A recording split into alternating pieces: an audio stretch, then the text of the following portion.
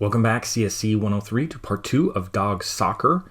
This is for spring of 23 that I'm recording this, and I'm using the Chromebook version where I have a background layer, which is the soccer goal, and the next layer up is the dog soccer ball. You may have a background layer and then the soccer goal and then the dog. That's okay. It'll be the same no matter what. But what you have to do is make sure you target or select the layer you want to work on. So make sure you go on that dog layer first. And what we're going to do on the dog layer is make a selection around the dog. And we're going to use a tool over here. We're going to go over here with these little dotted line selection tools. And if you hold down on the right edge of that, right bottom corner, we're going to use the polygonal lasso select tool. And we're going to make a real rough selection around the dog. So polygonal lasso select. And I'm going to zoom in a little bit using Control+. And if you need to kind of scroll while you're in here, you can hold down the space bar. It turns into a hand, and you can kind of pan a little bit like that. So if you want to really zoom in and see well, you can do that. You can also, I'm just using my trackpad to move around. But I'm going to start somewhere where I can see really well, because the selections in Photopea are hard to see. If you use Photoshop, they're a lot easier to see, but here they're hard to see. So I'm going to use this polygonal lasso. I'll start right here, kind of on his back. And I'm just going to make a rough selection. I'm going to click, and then click, and I'm just going to kind of click around him, trying not to go through anything, trying to stay outside his fur.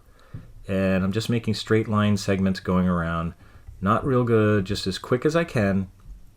Straight lines, you know, I'll go in a little bit. I could go over that little tag on the ball. Now when I go down here, I could hold the space bar and go up a little bit. Now it gets really hard to see here, but I'm just going to keep clicking and try to stay in there. I'll go over here, try to go around his back paw a little bit, go around. Again, I'm not making a real tight selection around him. I don't have to be real close. I don't want to chop off anything. I'll go around his tail, and I'll go up here, and then I'm going to click right where I started. Now on Photoshop, it makes a little circle. Here it doesn't, so I'm just going to click. And for whatever reason, if it doesn't make this dotted line, then double click. So that's the selection. So I'm selected, and I want to make sure I'm on the layer. Make sure this layer is selected. And what I want to do next is I want to make a raster mask, which is basically going to hide everything that's not selected and show everything that's selected.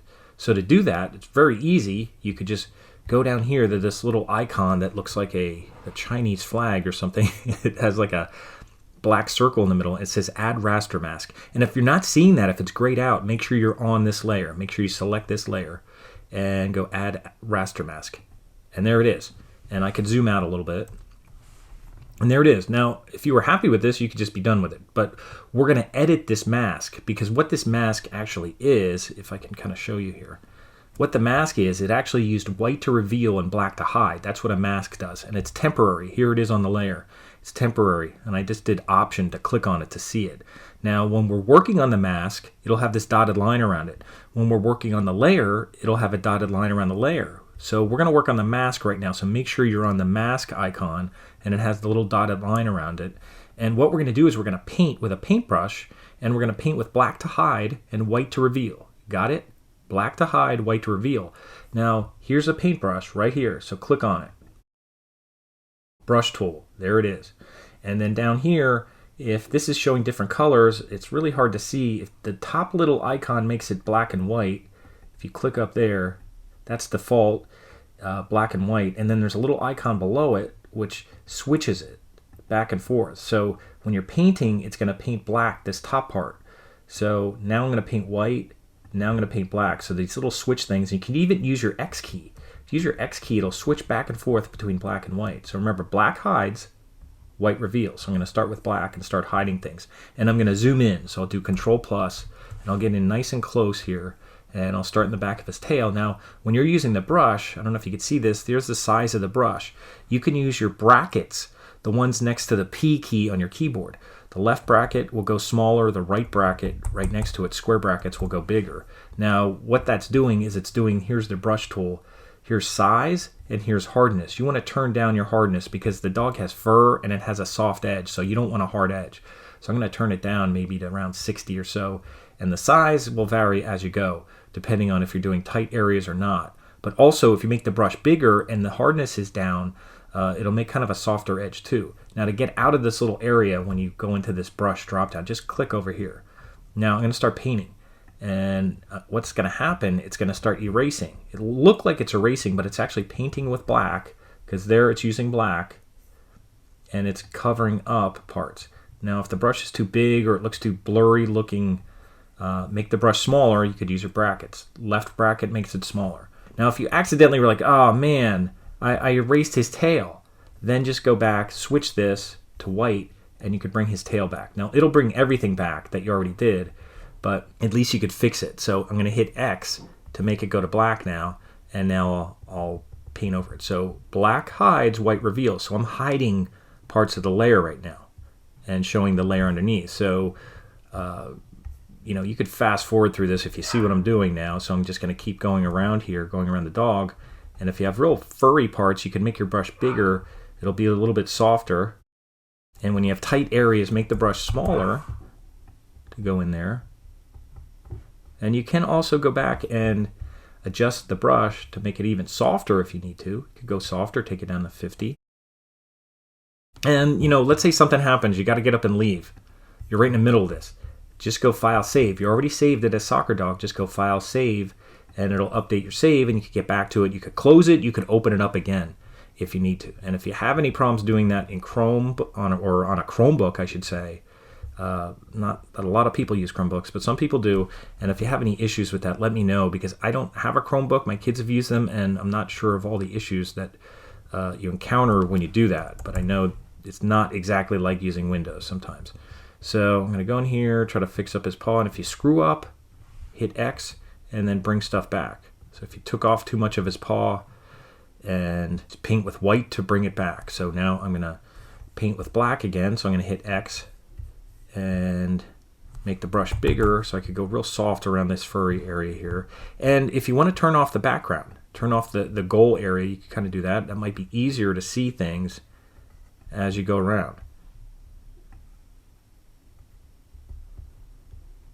And again, use a smaller brush when you get into tighter areas. Use the left bracket and just go in there to do that. Clean it up. If you screw anything up, just bring it back with white paint. So we're painting on this. White is revealing, black is hiding. So I'm painting with black right now to hide things. And if I leave a little shadow around the ball, that's okay, because it's going to be in grass. You're not going to see that. And again, if you mess something up, just hit X, paint back with white, and bring some of his paw back. And I'll hit X and paint with black again. And just kind of go in there. And again, this doesn't have to be perfect, because once he's in front of the soccer goal, you won't notice the edges as much. So I'll make my edges kind of soft here. I'll make my brush bigger, nice and big, so it looks nice and kind of fuzzy edged, which will look better when it's in front of the grass. I'll kind of go over his ear here. And if you take away some of his ear, I guess it's not a big deal, because I don't know if anybody will notice what it looked like ahead of time. But I'll make it nice and fuzzy above his head.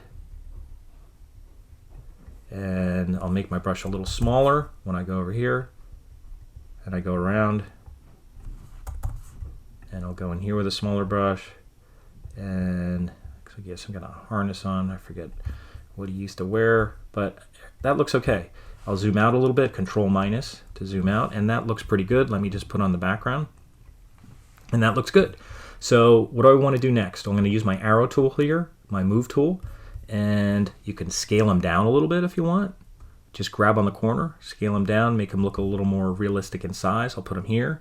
I'll make them a little brighter so he looks as bright as the background. You can go to Image, Adjustments, and then go to Levels.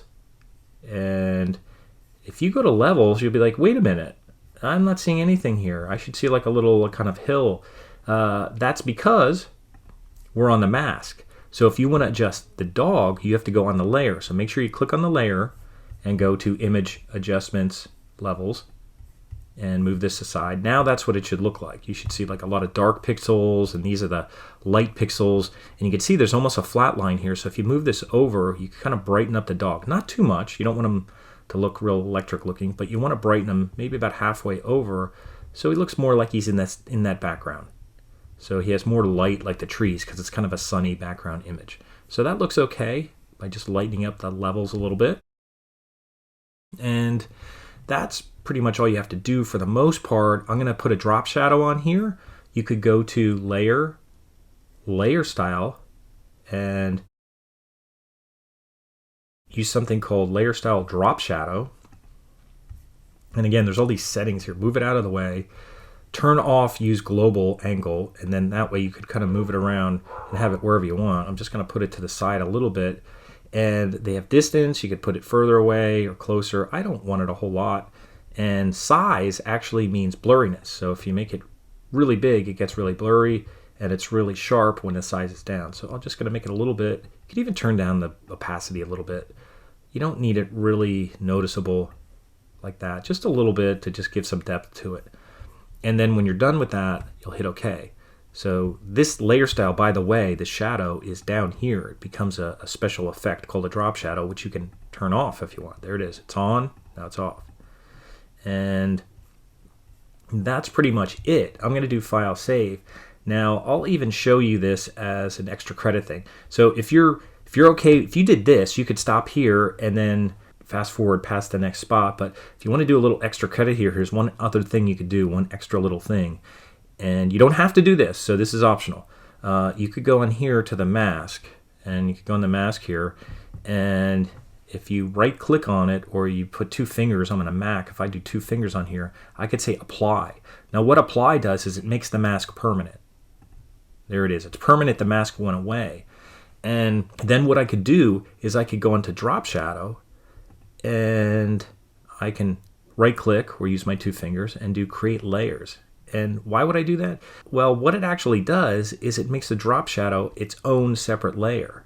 And that way I can go here, and if you hold shift, you could kind of squash the shadow down. And then if you hold control, you could kind of move it over that way, and you could kind of make its own kind of customizable shadow. Instead of just being a shadow that goes around the edges of it, now you can make it look a little more realistic. So shift to squash it, and control to kind of skew it in that direction, like that. That's skewing it. I'm holding control right now, and I'm doing that. And holding shift to squash it this way. So that's kind of another thing you could do here. I'll just put it there. I'll turn the opacity down even a little bit lighter. And you don't have to do that, but just another option you could do. I'll give you some extra points if you want to do that. And that's it. Now to turn this in, you just have to go File Save. Now you're not going to turn in the PSD. You're going to turn in the JPEG.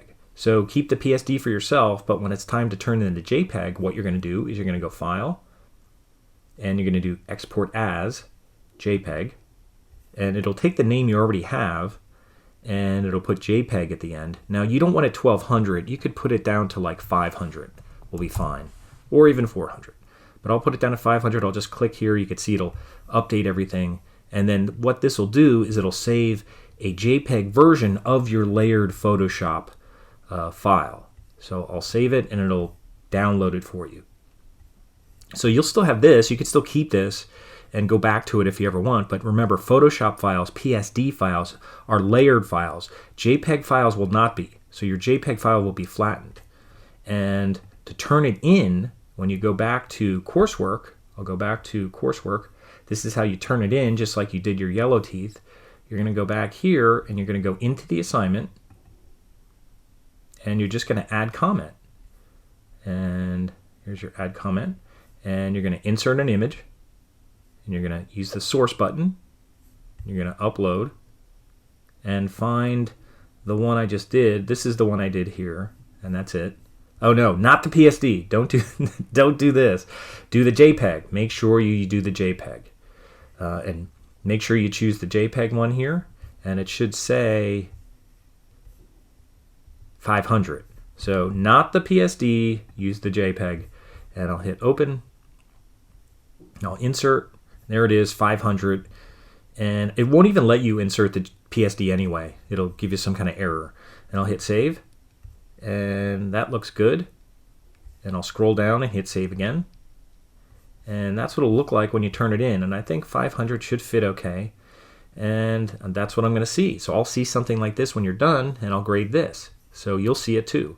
So that's exercise 3, your dog soccer, by silhouetting your dog and putting him in front of a soccer goal using Photopea and using something called a raster mask, which I got rid of because I applied it. But you're going to use a raster mask to actually edit and get rid of the background. And the reason you use a mask and not an eraser is so that it's editable. And then we also went and used levels to just brighten up the dog so it looks more like the background. You can make the dog smaller because obviously it's not to scale to a real soccer goal. And then when you're done, you can just close that up and you're done. And the next assignment we're going to do in Photopea is going to be using the clone stamp to take away people from an image by painting over with pixels. So we'll do that in our next exercise. So let me know, email me if you have any problems. Don't put a comment in, email me so I can get to it right away.